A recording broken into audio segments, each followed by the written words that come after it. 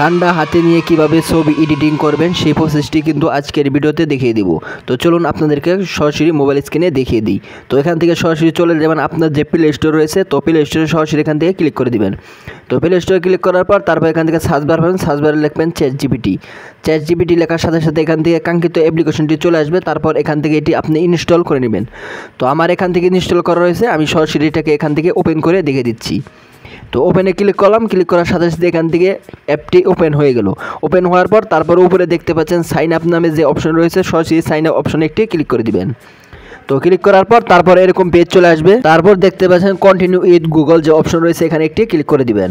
তো ক্লিক করার পর এখান থেকে আপনার যে জিমেল রয়েছে, জিমেলের উপর একটি ক্লিক করলে কিন্তু এটা সাইন আপ হয়ে যাবে। তো এখান থেকে জিমেলের উপর ক্লিক করে দিলাম, ক্লিক করার সাথে সাথে এখান থেকে এটি সাইন আপ হয়ে গেছে। তারপর এখান থেকে দেখতে পাচ্ছেন এরকম ফটো অপশন রয়েছে, সরাসরি এখানে একটি ক্লিক করবেন। ক্লিক করার পর তারপর এখান থেকে দেখতে পাচ্ছেন ফটো নামে যে অপশন রয়েছে, সরাসরি এখানে একটি ক্লিক করে দিবেন।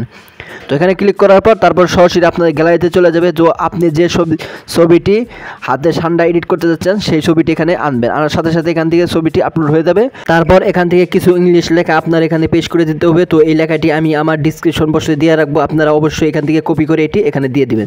দেওয়ার পর তারপর এখান থেকে এটি সেন্ড করে দিবেন। সেন্ড করার সাথে সাথেই একটু প্রসেসিং হবে। প্রসেসিং হওয়ার সাথে সাথে দেখতে পাচ্ছেন এখান থেকে প্রসেসিং ইমেজ, তো এটা কিন্তু প্রসেসিং হচ্ছে।